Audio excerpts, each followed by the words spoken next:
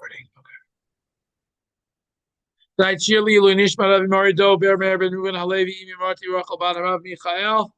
And this Shabbos we have the privilege of reading parshat Korach, which, if I had to give parshat Korach a title of what the theme is the Kohanim. In reality, if you would ask me this part, a lot of this parsha should probably be in Sefer Vayikra, not in Bamidbar. But basically, it is all about the Kohanim and people who complained about the Kohanim, and as a result, Hashem's message to the Kohanim, which is what we're going to focus on the last chapter of this week's parsha, Perek Yud Chet, is what we're going to focus on, which focuses us on the role of the Kohanim and the special what are called matnot kehuna, the Kohanic gifts that are granted to the Kohanim by Hashem as chelef avodatam, because they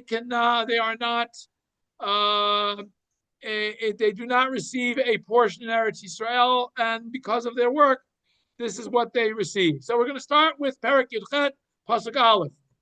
And interestingly enough, it begins with Vayomer Hashem el Aharon.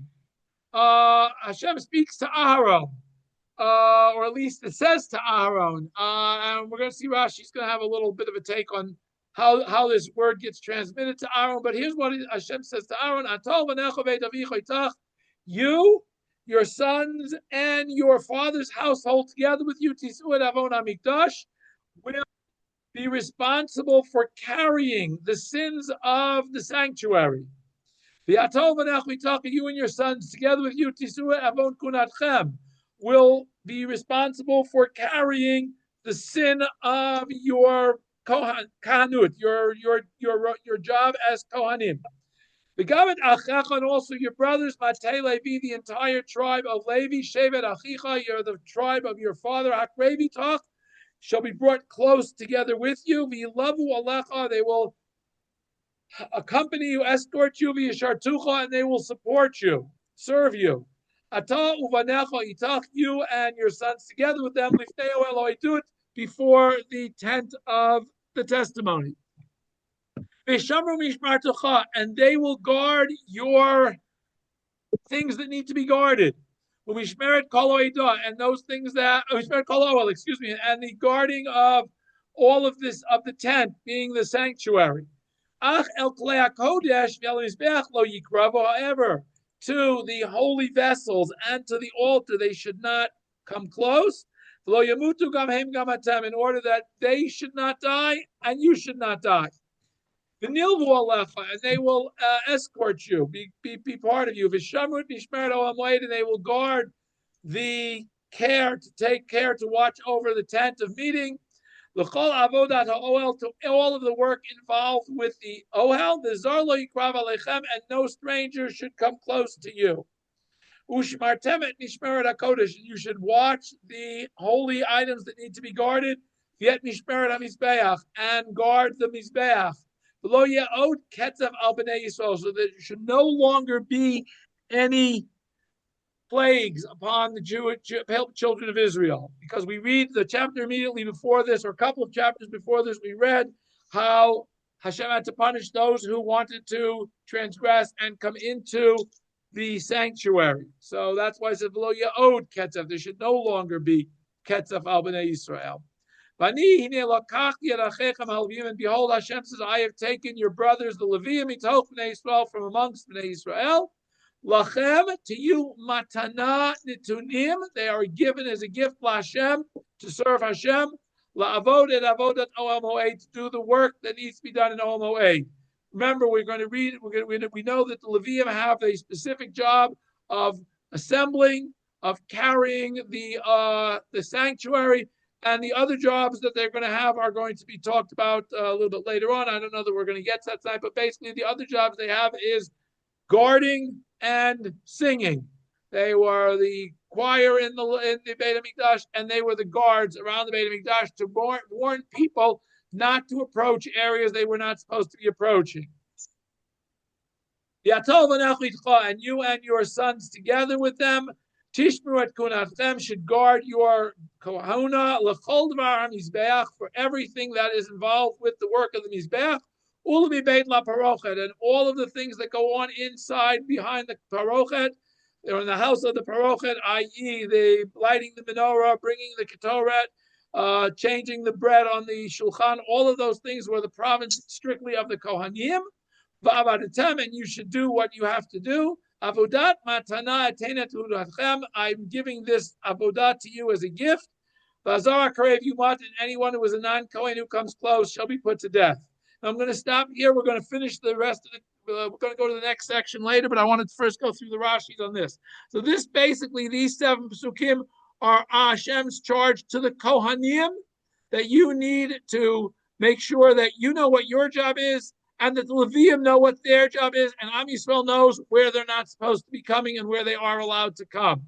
That is the job of the Kohanim, supervising the Levium, who are in charge of patrolling so that Am Yisrael is not coming into areas where they're not supposed to be coming. Rashi. Now Rashi, very interestingly, even though the pasuk began with Vayomer Hashem el Aharon, Rashi says, no. Don't be misled into think that Hashem spoke directly to Aharon. This message, like all the rest of the Torah, is given to Moshe, LeMoshe Amar, but Hashem says to Moshe, Sheyomer li Aharon, that he has to give all these laws to Aaron because, again, they are particularly related and relevant to the Kohanim. Lehazhiro al takanat Yisrael shelo yichnes lemishkan. L'mikdash. That Aharon is in charge. He is warned that he has to make sure that he takes care of Am Yisrael, that they know and they understand that they're not allowed to enter the sanctuary where the korbanot are taking place at all times. Atol v'necho beit avicha, who you are, your sons and your father's house. Heim b'nei Kahat avi Amram. These are the sons of Kahat, and we know that the sons of Kahat were involved in carrying the furniture. They carried the mizbeach, they carried the aron, they carried the menorah. But before they carried them, as we read back in parshat Bamidbar, the Kohanim were in charge of covering everything up so that the Levium were carrying everything in a respectful way, that it was covered over so that they weren't approaching and encroaching on the Kodesh. Now, why is Hashem telling this to Aaron? Because Aleichem, upon you, the Kohanim, Animatil onesh hazarim sheyachtu b'izkei advarim amikudashim amisurim lachem. I am making you responsible for punishment that will happen to those who are not authorized, who will sin by coming into the holy areas that they're not given over, that are only given over to you. You are responsible for making sure everybody else stays out. V'hu ha'ohel v'ha'aron v'ha'shulchan u'klei ha'kodesh. That this is referring to the ohel, the inner area, the aron, the shulchan, and as the other klei kodesh, the menorah, the mizbach haktoret, mizbach hazahav. Itam teshvu, atem teshvu izhira al kol zara bali liga. You have to be there to warn anybody who is not a Kohen that they're not supposed to be entering. Even though, yes, it's also the Levium, you are primarily the ones who are in charge. Okay.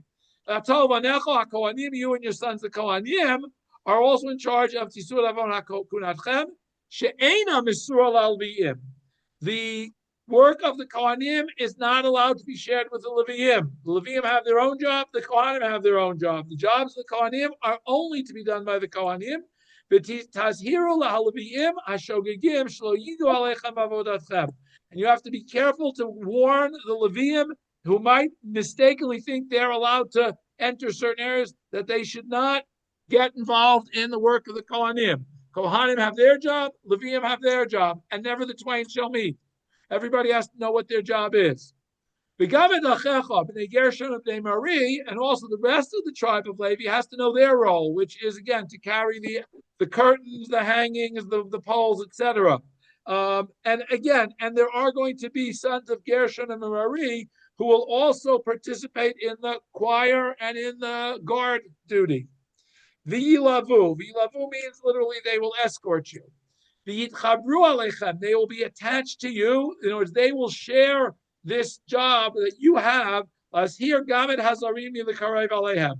they will also have positions where they will be stationed to warn non-Kohanim not to enter. V'yishartucha, and that is how they will serve the Kohanim, b'shmirat hash'arim, by guarding all the entrances. Leviim were guarding on the outside areas. Uvlimnot behem gazbarim v'amar chalim, and also Leviim can be appointed for jobs like treasurer or superintendent of doing the different jobs. In other words, there was a superintendent Levi who was in charge of all the Leviim who were watching. There were Leviim who were in charge of the financial accounts and the purchasing, etc. But a non-Kohen cannot enter certain areas. And that you are fully warned concerning that. Only the Kohanim are to be in areas where the Kohanim are supposed to be. Below Ketzef, as we see, we should not have any more trials and tribulations. As we already saw in the previous chapter, that Hashem was angry at Am Yisrael and they were punished. Lachem, to you, the Kohanim, I have given the Leviim as a gift. So if somebody gives you a gift, you would think I can use it any way I want. Hashem says no. You might have thought if the Leviim are given as a gift to the Kohanim, the Kohanim can give them any appointment they want, any assignment they want. Talmud Lomar Lashem. It's Matanan Etunim Lashem. They are given to the Kohanim only to help them in the service of Hashem. Kamosha Forsh Lamala, as it was explained above, Lishmor, Mishmeret, Gazbarim, Ve'amar Kalim, to have whatever jobs, they are guard duty, and if they are the financial workers or the accountants or the treasurers who are in charge of purchasing, Ve'amar Kalim, and the superintendent. Avodat Matana. The matana netati alachem. The work that the Kohanim do is a gift that Hashem has given them. It's a response, comes with a responsibility, but it's a gift Hashem has given them that they are privileged to be the ones who help Am Yisrael achieve coming closer to Hashem through their work in the Beit HaMikdash. Okay, Ramban focus on this last Rashi that we just read. Avodat matana tenet kunatchem. B'matana teheyach lachem. That it should be for you as a gift. Lashon Rashi. Lomar, as if what Rashi means is the following: Shehi lachem matana gimura. That this gift of being the one who performs the avodah in the Beit HaMikdash is given to you completely. It's a complete gift given only to you. So much so, Achazar Karev Yechayav Mita. Any non-Kohen who wants to be involved in doing the avodah carries a death penalty. That's his explanation of Rashi. And what it appears to me, Ramban says, Sheyomar Bavadatam, and when it says they should work, Avodat Kehuna, that you do the avodah of the Kohanim, the Eineno Lachem Avodat She'avod Ke'avodat Avdei HaMelachim, that you should be doing this work as Kohanim, not as though you're workers of, it's not work like other work that is given to servants of kings. Avodat matana. I'm giving it to you as a gift. It's a privilege. It's not, oh man, I got drafted for kings for government service. This is hafuch. This is avodat matana. Not that you should look at this as though, oh bosh, I've been drafted for this terrible job. Hafuch, Hashem tells the Kohanim. Gedola natati lachem ba. I've given you greatness through this service to Hashem. L'chavod u'letiferet meiti. It's to honor and glory from me. Hashem has given it from himself to the Kohanim. Ki'inyan shedarshu l'mashcha, as we see the pasuk is l'mashcha, to anoint you with, also means ligidolah k'derech shamalachim ochlim. That this is a sign of greatness. It's not to be taken as a sign of, oh, you've been drafted for something that you're stuck doing. This is something Hashem has chosen you to give you this beautiful gift of this great important job. Sforno. You and your father's household should again be responsible for the Avon HaMikdash. What is the Avon HaMikdash? What is it that would cause a sin in the Mikdash? Shelo yikarev tamei v'lo zar lifnim mechitzato. That nobody who is tamei or a non-Kohen can come inside the boundary where they're not allowed to come.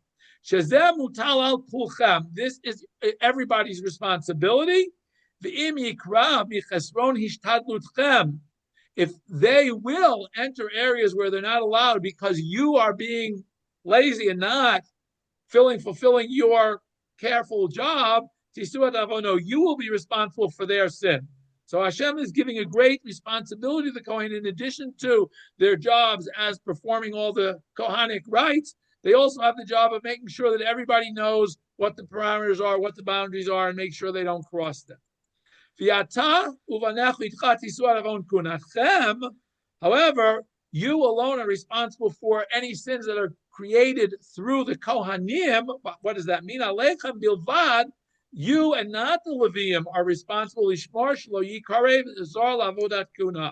That knows it's one thing for a stranger to enter the area. That's everybody's responsible. That's all the Kohanim and all the Leviim's responsibility to make sure that people are not going into the wrong places. But it's strictly the job of the Kohanim to make sure that there are no non-Kohanim doing any avodah.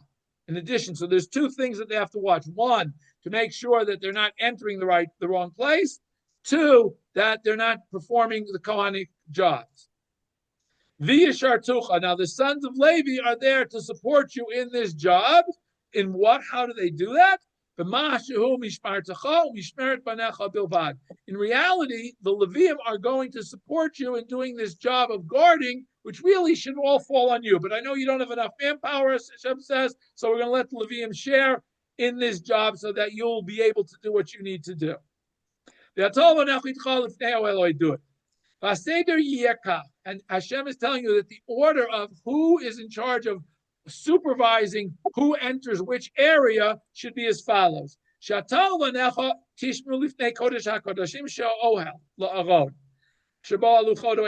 you, the Kohanim, are responsible for watching inside. That once you've entered the Beit Hamikdash, enter the Mishkan, that's the job of the Kohanim, to watch and guard, make sure everybody is in the right place. However, the outer areas, Yishmu mishmartecha shubeit kodesh kodeshim mishmeret kol yeter hamishkan v'zen ichutz lekroshe hamishkan. So the Leviim, they are doing the watching outside the sanctuary. The Kohanim are doing the guarding inside the sanctuary. Ach el klei hakodesh, but to the holy vessels, the aron, the menorah, the shulchan, shem betoch hamishkan, shem menorah shulchan mizbach hazav. They should not come close, only when they're covered and ready for travel. And even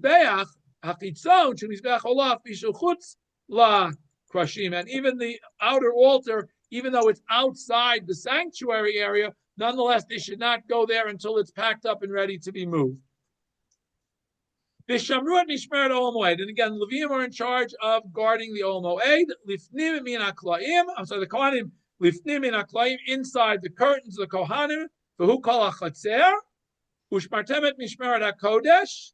That's the job of Leviim and the Kohanim. Their job is the inside the kodesh. Vatema kohanim tishmeret mishmeret hamishkan lifnim min hakrashim. Inside the wooden area, the mishkan itself. That's where the Kohanim stand, are in charge of the watching. They are given to you as they're given to Hashem. To you as a gift to serve Hashem.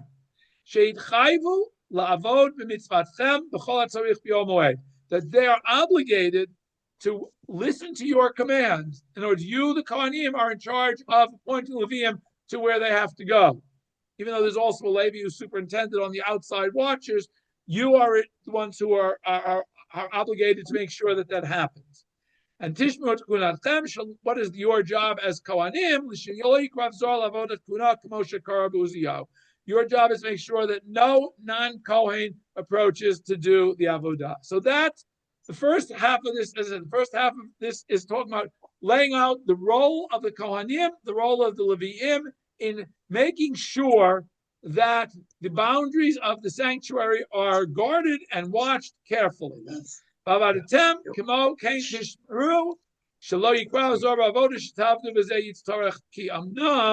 Why do I have to ensure you are carefully guarding your job? Because this job of being the Kohanim is given to you as a gift, and it's given exclusively to you. So avodat hakuna hamutelet alechem bilvad etain. I've given this to you. Vasimo tol lematnat kavod. It is a gift of honor. Umala beinei kol adam, and you will be raised in the eyes of everybody else. Because of they will see the prestige of the Kohanim, everybody will want it. That's why you got to be very careful, because everybody's going to want to be a Kohen because it's such a prestigious job that you've got to be very careful. That's the Sfarno's approach to this thing. Okay. Now, the second half, the next part of the parak deals with what are the Kohanim given as a result of having this great responsibility thrust upon them. What are they going to be given in return? Again, we start with Hashem speaks to Aaron. Behold, I have given you the guarding of my terumah, that which is elevated on my behalf. All of the holy things among Am Yisrael, I have given to you, to anoint you, and to your sons, this is an everlasting gift that I'm giving you. And now Hashem is going to enumerate all of the different things that the Kohanim are to be given. This should be to you from the holy offerings that are burnt on the Mizbeach, Kol Karbanam, all of their offerings, L'chol Min Chatam, and all of their, first the Karbanam is their animal offerings, Kol Min Chatam, all of their meal offerings, L'chol Chatatam, and all of their sin offerings, L'chol Hashamam, and all of their guilt offerings. Asher Yashivu Li, that they will return to me. Kodesh Kadashim L'chahu L'vanecha.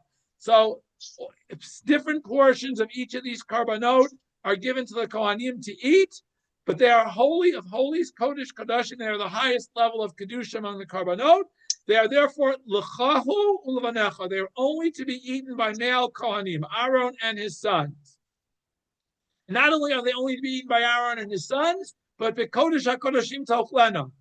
Those things that are Kodesh Kadashim, Kodesh Kodashim, can only be eaten inside the sanctuary, not in the inner sanctuary. Here, Kodesh Kodashim does not mean the Kodesh Kodashim where the Aron is. It means in the Mishkan itself. Kol Zachar Yochaloto, eaten only by males. Kodesh Yalach, it is the highest level of kedusha for you. The Zelacha, and now in verse 11 we get to other things. The Zelacha Trumot Matanav. This should be the gift that is elevated to you, l'chol tenufot b'nei Yisrael, for all those things that are waived amongst Am Yisrael, l'chanit hatim, I have given them to you, u'levanecha v'livnotecha itcha lecha kolam. Now there, when it comes to what we call kadashim kalim, those karbanot that are elevated, those are eaten not only by the male kohanim, but by their daughters, as long as the daughters are not married to a non-kohen. So you and your sons and daughters together, call tahor b'veit chayochalotto. Anybody in your household who is tahor may eat it. Now remember, you have to be tahor. You can't be tamei and eat any of the karbanot or any of the dvarim kedusha. Kol chelav yitar v'chol chelav tirosh v'dagan. All of the first offerings of yitar, of oil and wine and grain. The first offering that is given from all of these crops that are given to Hashem, that are separated aside for Hashem, I've given to you the Kohanim. Bikurei kol asher bi'artzam, the first fruits of all that grows in their land, Hashiyavu Hashem, that they will bring to Hashem, l'chayiyah will also be to you. Kol tahor beit chayochlenu. Again, you can't eat any of these things when you are tameh. You cannot eat truma, which is your prepare pasuk yud bet. Pasuk yud gimel is bikurim. Both of those things cannot be eaten by somebody who is tameh. Similarly, in pasuk yud dal, we're called kol cherem b'Yisrael chayis. Yeah, anything that is sanctified as a cherem, as something put aside to be given to Hashem, goes to Kohanim. Kol peta rechem v'chol basar. Any firstborn for every type of flesh, asher yakrivu Hashem, any any kosher animal that can be brought as a korban, and a cow, a sheep, or a goat, the firstborn are brought to Hashem. Also brought as a korban, badam uvavema. Not only animals, but male persons also. L'cha yiyeh should be to you. However, when it comes to firstborn children, human beings, apado tiftet b'char adam, human firstborn have to be redeemed. V'et b'char be'ma tmeya tiftet, and firstborn animals that are not kosher, i.e., a donkey, has to be redeemed. Ufidu yav ben chodesh tiftet, and when it comes to redeeming a firstborn, it has to be at least a month old. And how much is the redemption? The erkecha in the valuation of kesef chamesh shkalim b'kesher kal hakodesh, 5 silver shkalim in weight according to the shekel hakodesh, which is esrim geirahu. Each shekel is 20 geirah. You have to give 5 shkalim to redeem your firstborn. If you happen to be a non-Kohen or a non-Levi and you have a firstborn male. However, ach dechor shor, firstborn of an ox, bull, obachor kesav, or firstborn sheep, obachor ez, or a firstborn goat, lo tiftan, they cannot be redeemed. Kodeshem, they themselves are holy from the minute they're birth. At damam tizrok al mizbech let chalbam tatir, they have to be brought as a korban if they have no invalidating thing on their body. They have to be brought as a korban so that the blood is brought on the mizbeach. The fats are brought on the. The blood is sprinkled on the mizbeach. The fats are offered on the mizbeach. Yishel reach nichoach l'Hashem, and they should be brought as an offering. And then ubisaram yalach, and the flesh, the meat that's left, just like there are certain portions of a shlamim that are given to the Kohanim, so too, and they eat them, and they can be eaten by the Kohanim and their families. So too, a bechor is eaten by the Kohanim and their families. Kol Trumot HaKodashim, and now we get again to summarize it. All of these holy things that have been offered, Ashiarim of Bnei Yisrael, Hashem, that Bnei Yisrael should lift up to Hashem. Natati lecha, I've given to you, ulvanecha v'ivnotecha, itcha lecha kolam. And some of them are given only to the males, some are to the sons and daughters. And this is the everlasting statute. Berit melech olam, he lifnei Hashem. It is like the covenant of salt that is eternal before Hashem. To you and your descendants following you. And then we conclude with Vayomer Hashem el Aaron, but Hashem says to Aaron the following: you will not receive a portion in the land. And you do not receive a portion amongst the rest of the tribes. I am your portion and your inheritance. This is I will get. I am your inheritance and your portion in the midst of Am Yisrael. Okay, Rashi.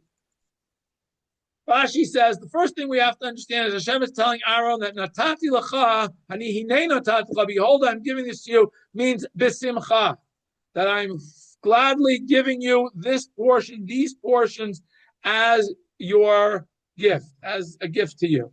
Lashon simcha, who's that? Rashi says this is a lesson of simcha, as we find hinehu yotzeli kwatecha b'racha v'samach b'libo. That hine here, hine natati, it means is refers to Hashem is giving it joyfully, just like when behold Aaron came out to meet Moshe, he came joyfully. Now, why? How do we know? Rashi gives a mashal l'melech shenatan sadeli ohava. The reason Hashem now is telling Aaron that he's giving him these gifts with joy, and he's giving him them, is to, Rashi gives an example of a king who wanted to give a gift to his friend. He didn't write him a deed of ownership of this. He didn't seal anything to give him anything that he had sealed to seal that it belonged to him, and he didn't make any record of it in his royal records. So somebody came in and challenged his ownership of this field that the king gave him as a gift. So the king said to his friend, "Call me anybody who wants to come and complain and dispute your ownership, Hareini kotev v'chotem l'cha u'maleh be'archaim. Behold, I'm going to write you a deed. I'm going to seal it. I'm going to file it in the records, and you'll have it. Afkan, so too here. Kivin shelafi shabak Korach v'ira keneged Aaron ala kahuna. Since Korach came and complained and he disputed Aaron concerning who was the true Kohen, Katuv, therefore the pasuk came and Natan lo chaf daled matanot kehuna bivrit melech olam. Hashem gives Aaron and the Kohanim 24 different gifts of the Kohanim with a covenant of salt, an eternal covenant. And that is why this parsha is written here and not in Vayikra, where it probably belongs with all the other laws of the Kohanim. Okay. Why is it called Mishmeret, the guarding of Trumati, of my Truma? Because you have to be careful that you eat them only in purity, in ritual purity. If you're ritually impure, you cannot eat any of these, most of these gifts. Some of them you actually can, but most of them you can't eat unless you are tahor. Limashcha is ligdula, as we saw before that. Limashcha is I'm giving these for greatness, not just that you should be paid, but it's to show how honored you are in the eyes of Hashem. Okay, now Rashi is going to go through all of the different things that are listed and how we derive them. So firstly, he says min ha'esh. It says there that you will get korbanam min ha'esh, from the fire. What does that come to teach us? Those two words, that the Kohanim are not allowed to take their portion of the korban before the korban has been offered on the Mizbeach. It is only with offering the item on the Mizbeach that the Kohen now is able to take their portion. And we see, well, if those of us who have learned Sefer Shmuel find out that later on in history, that becomes a problem. There were Kohanim who didn't want to wait to get their portion. They said they wanted it before it was due to them. Kol karbanam, all of their karbanot, and that's this. The fact that this is kol is to add this certain karban, the karban that is brought on Shavuot, the two lambs that are brought as a communal zevach shlamim are also included. Minchatam chatatam bi'ashamam kimishma'o, karban mincha, karban chatat, karban asham. All of these are kodesh kodashim, as is the zivchei shalmei tzibur, which is also kodesh kodashim, even though an individual shlamim is kodashim kalim. A shalmei tzibur shlamim brought by the community is kodesh kodashim. Asher yashivu li, and those items that are returned to Hashem, ze gezel hager. That refers to somebody steals something from a ger who has nobody to inherit them. The ger dies. Now the person wants to do tshuva and return the gift. It goes back to Kiviyachol Hashem, and Hashem gives this as a gift to the Kohanim. It goes to the Kohanim. Kodesh kodashim tochlenu. You must eat it in the Kodesh Kodashim, not in the Kodesh Kodashim, the area where the Aron is, but in the sanctuary. Limed, this comes to teach Al Kodesh Kodashim, Karbanot that are Kodesh Kodashim, that is the Ola, the Mincha, the Asham, and the Chatat, have to be eaten. She'necholim ela ba'azara l'zichrei kuna, can only be eaten inside the sanctuary and only can be eaten by male Kohanim, not female Kohanim, not daughters of Kohanim. Trumat matanam, however, the kadashim kalim, those things that are lower degree of sanctity, mura min hatodah min hashlamim v'el nazir, those are the portion of the kohanim get from the todah and the shlamim and el nazir. Those three portions are included in trumat matanam. L'chol tenufot. Why are they called tenufa, a wave offering? Shari elu teunim tenufa, because all three of these items, the leg and the breast from the todah, the leg and the breast from the shlamim, and the leg from the el hanazir, all of these items are raised and waved the same way in the same directions we wave our lulav by the kohen as part of the procedure of bringing these karbanot. And so since they are te'unim tenufa, they require tenufa. That's why the Torah calls them the chol tenufot.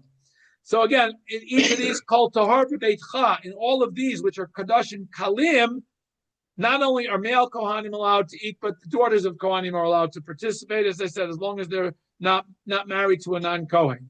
Kol tahor v'lo tameim, again has to be tahor and not tamei.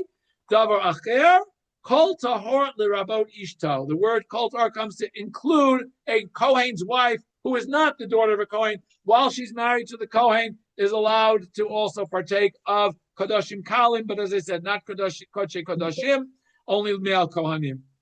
Reishi Tam, that's Truma Gedolah. The beginning of that refers to the Truma, which was the first part of taken from your crop at the end of the year is given to the Kohanim. Also has to be eaten without being Tameh.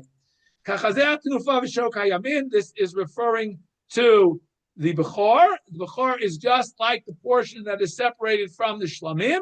Just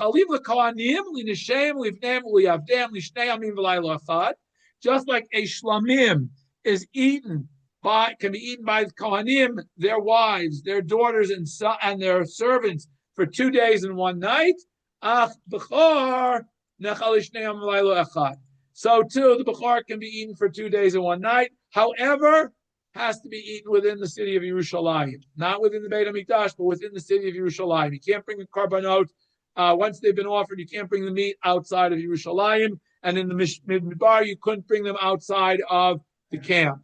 They could not be. You couldn't go take a 10-mile hike into the desert and eat korbanot, or even a 5-mile, or even a 1-mile walk, hike out into the desert. L'chayiyeh, they should be to you. What does that mean? This l'cha tiyeh, they should be to you, comes to teach us another degree. This comes to teach liyom v'layla. It teaches us that it's like, it gives you an extra. You're allowed to eat it for the second day like a shlamim, not just the first day like a todah. Kol trumot hakodashim. Okay, now we get, as I said, after we listed all these individual things, it now says all of these things together, Hashem is given to the Kohanim, mechibata shel parsha zu, because of the great love Hashem shows in this parsha, klala b'tchila uklala b'sof uprat b'emtza. It gives the general principles at the beginning, general principles at the end, and then gives all the details in the middle to show how beloved this parsha is, that Hashem is giving these gifts to the Kohanim. Brit Melech Olam, as I said, it's a covenant, eternal covenant. Korach Brit im Aharon, Hashem creates a covenant with Aaron, B'davar Habari Umitkayim Umarvriat Acherim, something that is healthy and remains, and it's something that doesn't go away. Umarvriat Acherim, and makes others healthy. Brit Melech Kivrit Hakruta Melech, just like a covenant is created with salt, She'enu Masriach Olam, it never spoils. So too, the covenant with the Kohanim will never spoil, will always be fresh. You will have no portion together with Am Yisrael, af bevizah, even in spoils of war. Kohanim do not take a portion because they do not go out to battle in war, so they don't get a portion of the vizah. Okay, Ramban. It should be eaten in the Holy of Holies, which we know it doesn't make sense to be eaten in the Holy of Holies because we don't enter the Holy of Holies. This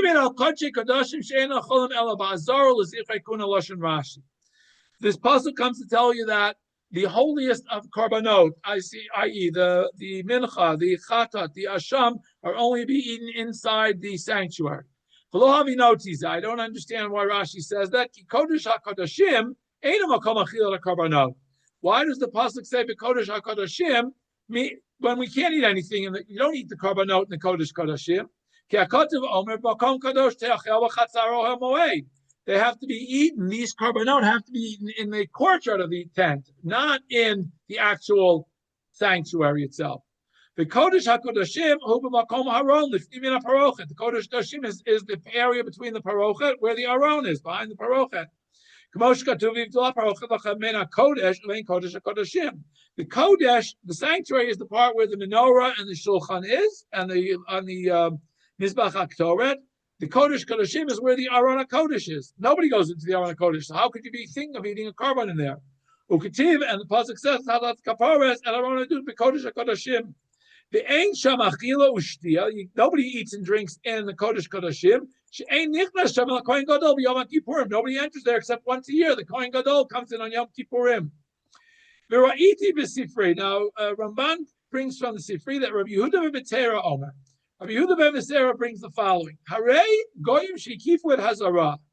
If the Beit Hamikdash is under siege, and the goyim have surrounded the entire outside area, how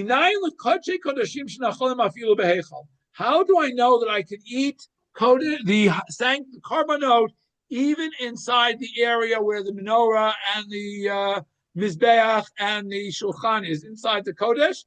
How do I know that? Talmud Lomar bekodesh hakodeshim tochlena. Our verse that says it can be eaten inside the holy areas.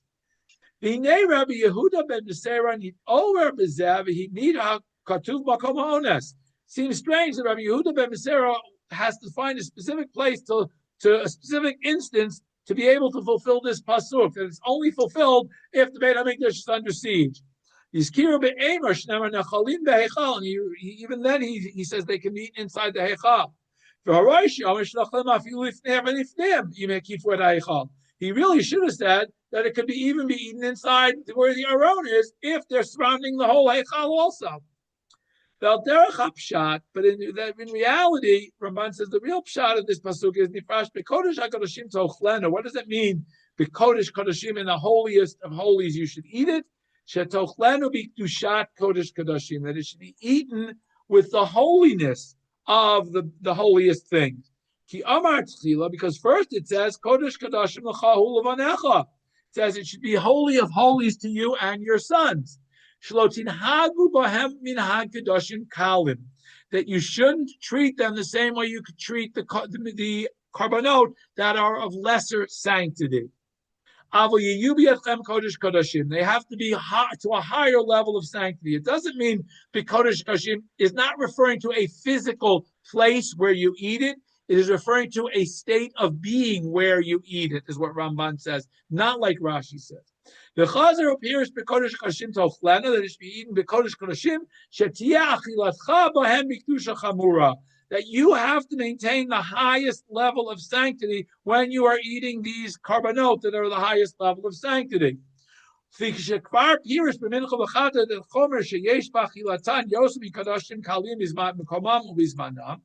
since in Sefer Vayikra, when we talked about each of these different karbanot, we already explained that these karbanot have a higher degree and have less availability to eat than the others. It did not have to give a long explanation here. Just to say that these karbanot are all kodesh kodashim through their eating.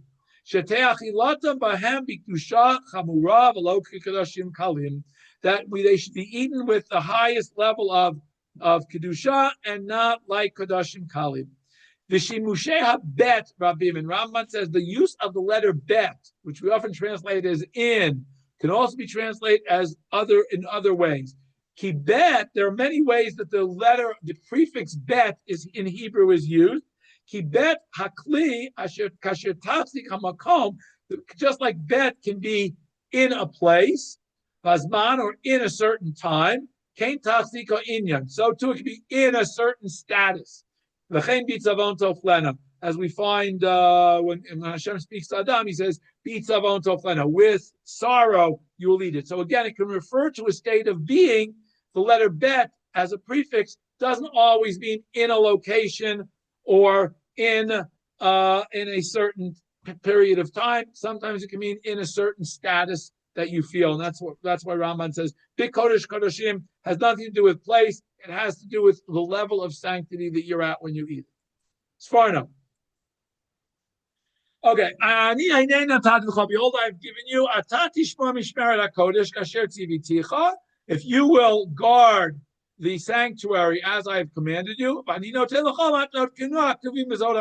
will give you all of these gifts. They are written in this parsha. Min ha'esh, that from the offerings that are brought on the mizbeach, shekulo nitain ligavoha, ve'elo kohanim chelek ba. In reality, every karban, every offering, a chatas, an asham, these are all given entirely to Hashem. The Kohanim really should not have any portion. Ela achar Torah ha'ishim, after the portion that is brought on the mizbeach is brought, then they have a portion. They receive this karban, this gift from Hashem, after the offering has been completed by offering the parts that have to go on the mizbeach.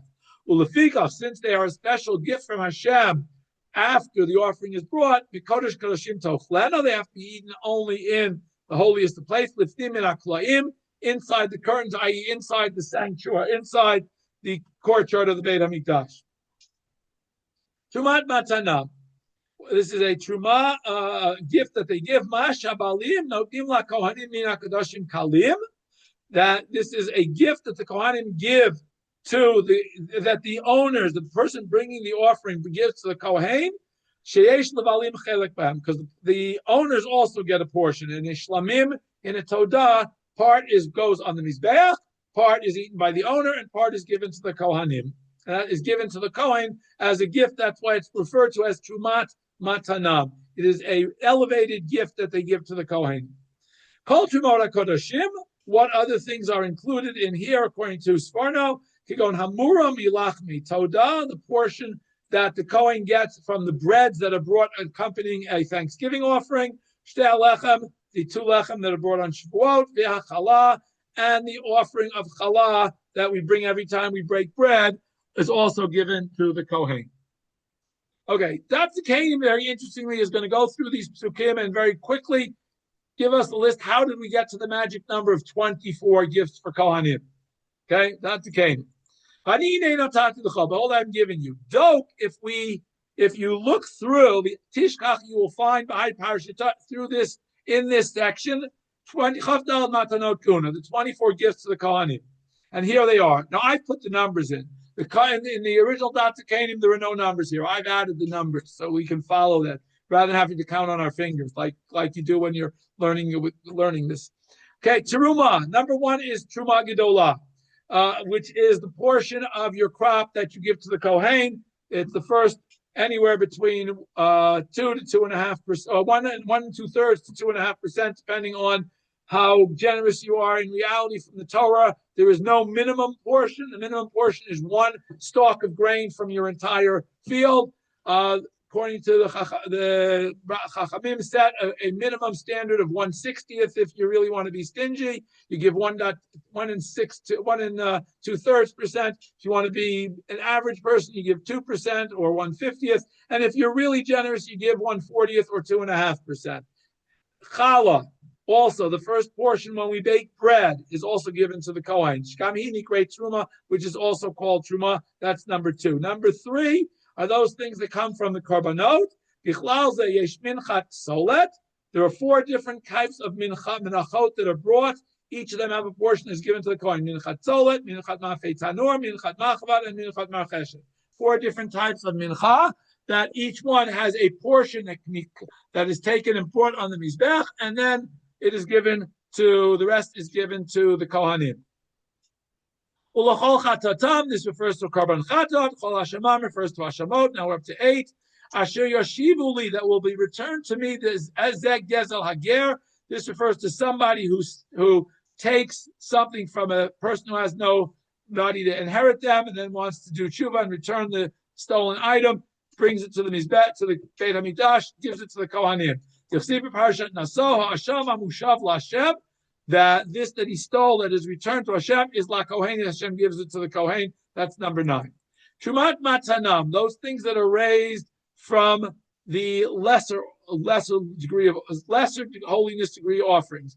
That is referring to Ze'amura min hatodah, the part that is elevated from the korban todah, which I said is the right thigh, foreleg, and the breast. Umin hashlamim, similarly from the shlamim. So that is the chazeh, the breast, the shok, and the right leg. Umurami lachmei todah, and the portion that is raised from the breads of the todah. There are 4 different types of bread are brought. 1 of each of the breads is raised up and given to the Kohen. The other 36 breads are eaten by the owner and his entourage, whoever he wants to share it with, whoever happens to be tahor. And when a Nazir brings a korban, he has to bring an ayil as a shlamim, and that only the zeroah, the forearm goes to the Kohen. So that's number 13. Matanam. Now, matanam refers to those things that are given to the Kohen from every time we slaughter an animal not as a korban, and that is the zroa, the leg, the chayayim, the cheeks, the keva, and the stomach. Those are the three things that are given. We read about them specifically, not here, but in Sefer Dvarim in parshat Shoftim, if I'm not mistaken. The specifics of this matana is given. Bikurei kol. What are bikurim? Bikurim amuvayim yeshivat haminim. We have to bring first fruits from the 7 species when they grow. Those are brought and given to the Kohen. That's number 17. Kol cherem elu charamim shehem laKohen. Person says something is now no longer. I'm not going to use it. I'm making it cherem. I'm making it something I can't use. It goes to the Beit Hamikdash. Also, Hashem gives that to the Kohanim. Kol peter rechem ze pidyon b'chor adam b'chameshet shkalim. 5 shkalim come to the Kohen for redeeming a firstborn. At Bechor Behema Tmeya, Zepeter Chamor Asher Tifteh. This refers to Bechor Behema Tmeya, refers to the sheep that is given in place of a firstborn donkey. That's number 20. And then we have Bechor Shor, a firstborn ox. Bechor Kesev, a firstborn sheep. Bechor Ez, a firstborn goat. So that makes 23. Elu Bechor Behema Tmeya Torah. And number 24 is Ma'aser min ha'ma'aser. The tithe that is taken from the tithe. When a Levi gets the tithe, they have to set aside a tithe from whatever they collect and give that to the Kohen. And that is the 24 gifts that are enumerated in our parsha. So we see again, Kadosh Baruch Hu is telling the Kohanim and the Leviim. By the way, if we read the rest of the parsha, which we don't have time right now, maybe at a future shiur we'll do that. But the Leviim also have the responsibility, the Kohanim have responsibility, and as a result of this, that they are focused on making sure they fulfill these responsibilities, they don't necessarily have the time or the resources to worry about doing their own work on the farm. So therefore, Kadosh Baruch Hu gives them all of these wonderful gifts from Am Yisrael to help them get through and do what they have to do. So we see that Kadosh Baruch Hu has everything figured out in terms of dividing work as well as dividing resources, so that everybody at HaKadosh Baruch Hu has provided for all of Am Yisrael all that they need. We just have to realize that we have, HaKadosh Baruch Hu has given us everything that we need. And I think that's one of the key lessons of this parsha, that we shouldn't say, oh, well, how can I give that to the Kohen? I can't afford it. That Hashem will provide so that we have enough when we give all of these things as we are supposed to. And that's about it for tonight. I open up now for any questions, comments, or feedback. Anybody? 5 shkalim that we do nowadays. Yes. How do the facts figure out where do the tradition that the 5 shkalim that we do nowadays for pigeon haben? Well, it's right here. We see where you have to give 5 shkalim. How do we know how much silver that is? How do we know? Rambam in his work lists exactly down to how many barley corns it is, how much weight of silver you have to give. As I said, as a Levi, I have never had to do a pigeon haben. So I don't know how they figure it out, but again, there's a standard amount that's been given. I guess it's been a tradition. That's how much they give. Clearly, Rambam had a tradition of how much silver it was, and that seems to be what we give. Okay? Any other questions or comments? All right. If not, I'll say have a good evening, everyone. As I said, for the next few weeks, we will continue at the 8:15 Be'ezrat Hashem, and have a good rest.